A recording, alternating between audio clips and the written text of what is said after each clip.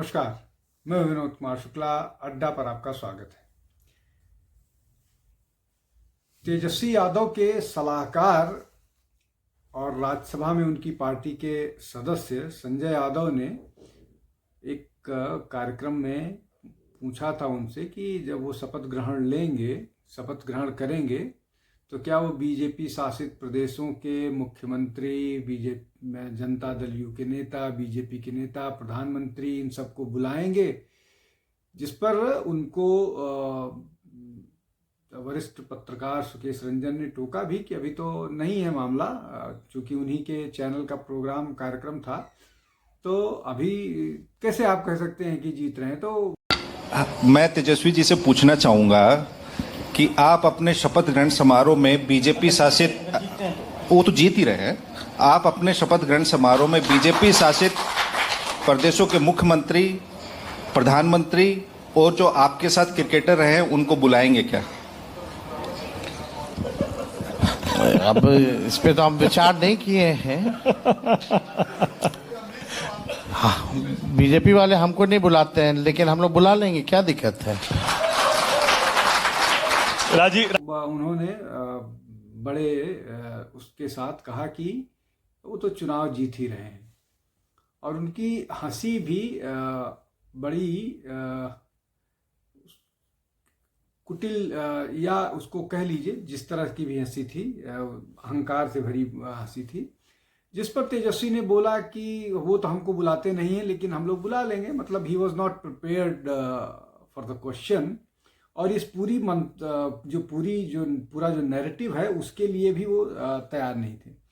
लेकिन हम आज चर्चा ऐसी क्यों कर रहे हैं? हम ऐसी चर्चा इसलिए कर रहे हैं कि शपथ ग्रहण हुआ। शपथ ग्रहण के समय बीजेपी के और जेडीयू के नेता मौजूद थे, हालांकि प्रधानमंत्री और बाकी मुख्यमंत्री का जो दावा था वो होने का कोई तुक नहीं था, लेकिन ये शपथ ग्रहण जो है मुख्यमंत्री पद का नहीं बल्कि विधानसभा के सदस्य के रूप में था। अब ये सारी की सारी जो कवायद, ये सारी की सारी बात जो हम कह रहे हैं, इसके पीछे राजनीतिक जो दल के नेता हैं उनको थोड़ा सा अपने बातचीत और व्यवहार में या उनकी योजनाओं में थोड़ा सा कंजर्वेटिव होना चाहिए। कई बार दावे जो होते हैं वो हास्यास्पद हो जाते हैं। वो तो हास्यास्पद दावे से राजनीतिक दल के नेताओं को, मतलब मैं किसी एक राजनीतिक दल की बात नहीं कर रहा हूँ, सभी राजनीतिक दल के नेताओं को बचना चाहिए। निश्चित तौर पर कार्यकर्ताओं में उत्साह संचारित करने के लिए इस तरह के टारगेट दिए जाते हैं जो काफ़ी बढ़ा चढ़ा करके होते हैं, और भारतीय जनता पार्टी ने कई बार बढ़े हुए टारगेट्स या अपने सेट किए हुए टारगेट से ज़्यादा अचीव किया। जैसे 2019 में वो 303 उनका टारगेट था, उन्होंने अचीव किया।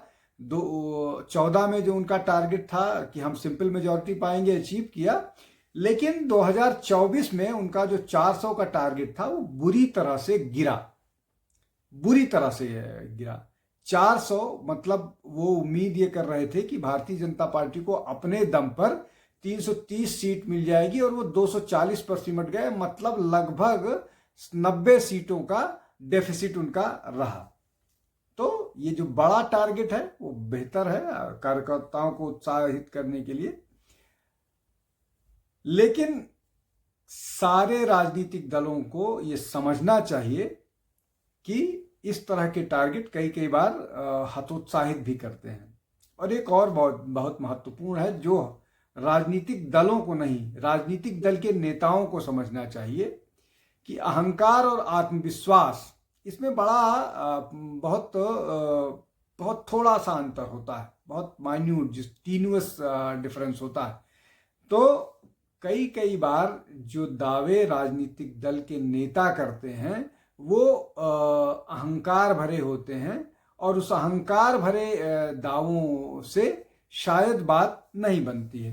अब जैसे तेजस्वी यादव के जो सलाहकार हैं, उनके इस प्रश्न से थोड़े असहज हुए, लेकिन वो चूंकि उनके प्रिय नेता हैं इसलिए उन्होंने उनकी बात का कुछ ना कुछ गोल मटोल जवाब दे दिया।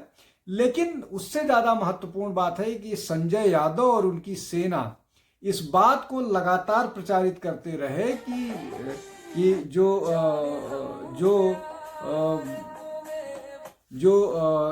नेता हैं उनके, वो लगातार इस तरह की बात प्रचारित करते रहे। पूरी की पूरी सेना, संजय यादव, कंचना यादव, प्रियंका भारती और एक और प्रवक्ता और बाकी सारे जितने भी नेता थे, सब यही बात कहते रहे कि हम तो चुनाव जीत कर आ रहे हैं। और वोटिंग के दिन भी जब वोट परसेंट बढ़ने के बाद लोग कह रहे थे कि नहीं ऐसा नहीं हो रहा है, तब भी इस तरह की बात करते हुए नजर आए कि वो चुनाव जीत रहे हैं। चुनाव जो है वो 10% जो वोट बढ़ा है वो सत्ता परिवर्तन के लिए है।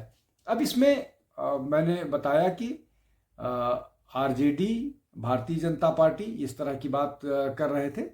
कांग्रेस भी इस मामले में काफी पीछे रहे, बल्कि कांग्रेस इन सब से बढ़ चढ़ करके है। कांग्रेस ने 2023 में राहुल गांधी ने दावा किया था कि वो छत्तीसगढ़, मध्य प्रदेश, राजस्थान जीत रहे हैं। वो सारे के सारे चुनाव हार गए। 24 में भी उनका दावा था कि INDA अलायंस जीत रहा है, वो भारतीय जनता पार्टी से ज्यादा सीट है, और इसलिए उन्होंने वो 1 लाख रुपए सालाना वाली प्रॉमिस भी कर दी।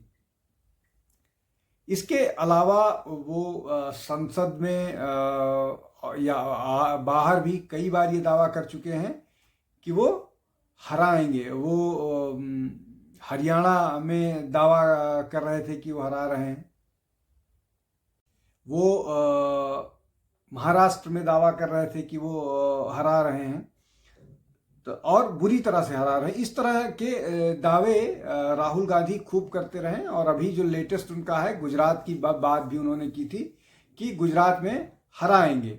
अब गुजरात में एक सीट कांग्रेस जीती है इस बार लोकसभा की, तो शायद राहुल गांधी को ये लग रहा है कि वो विधानसभा का चुनाव जीत लेंगे।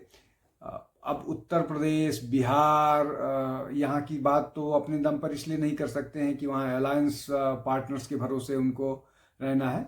लेकिन कुल मिलाकर के ये जो पूरे जो आज जिस विषय पर मैं चर्चा कर रहा हूँ या आज जो मैं बात करना चाह रहा हूँ, उसके पीछे यही है कि राजनीतिक दलों की जो मंशा निश्चित तौर पर और प्रयास भी यही होता है कि वो चुनाव जीतें, सरकार बनाएं। लेकिन कई बार जो है जो दावे होते हैं वो अनरियलिस्टिक हो जाते हैं, और ये इस बात का एहसास राजनीतिक दलों को और उनके नेताओं को होता है कि वो जो दावे कर रहे हैं वो उस जमीनी सच्चाई उससे इतर है, उससे अलग है।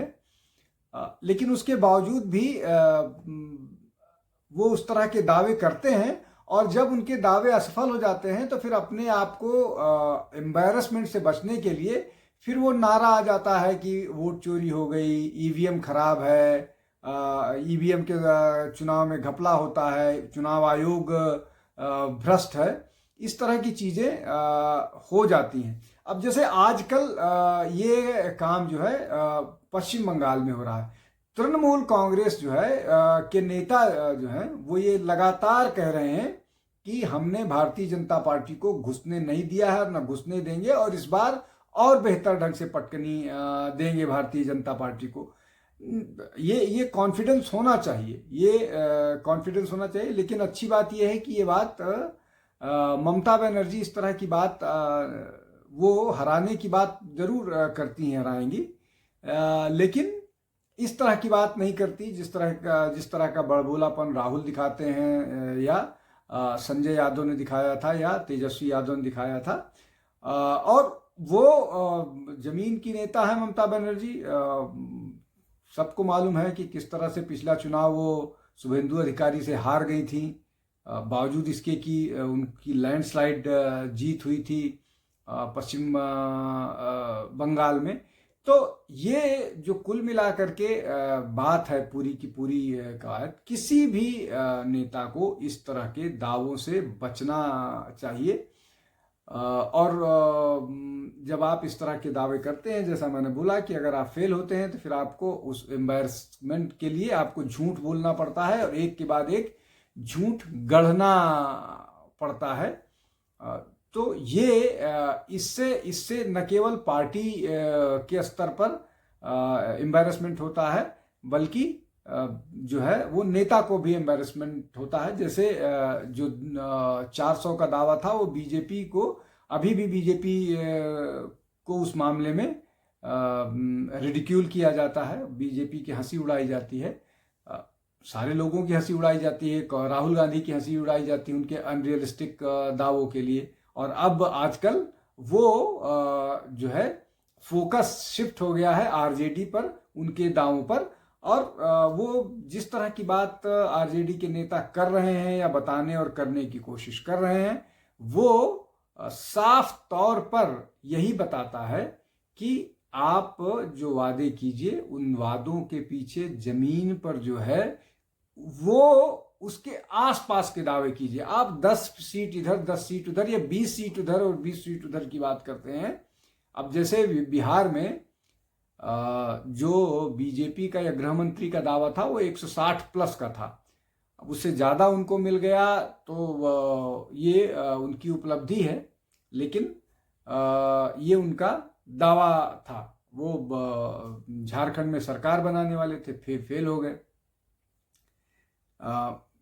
जब पहली बार योगी आदित्यनाथ मुख्यमंत्री बने थे, किसी को नहीं मालूम था कि 300 के आसपास सीटें भारतीय जनता पार्टी जीत करके आएगी। दावे भी उनके उसी तरह के। खैर, हम आज उल्टे दावों की बात कर रहे हैं, जो दावे किए और नाकामयाब रहे। तो इस मामले में थोड़ी सी समझदारी दिखाने की जरूरत है। इससे अपना जो आकलन है और अपना जो खुद को जो शर्मिंदगी होती है, उस शर्मिंदगी से राजनीतिक दल बच सकते हैं। आज के लिए बस इतना ही। बहुत बहुत धन्यवाद। नमस्कार।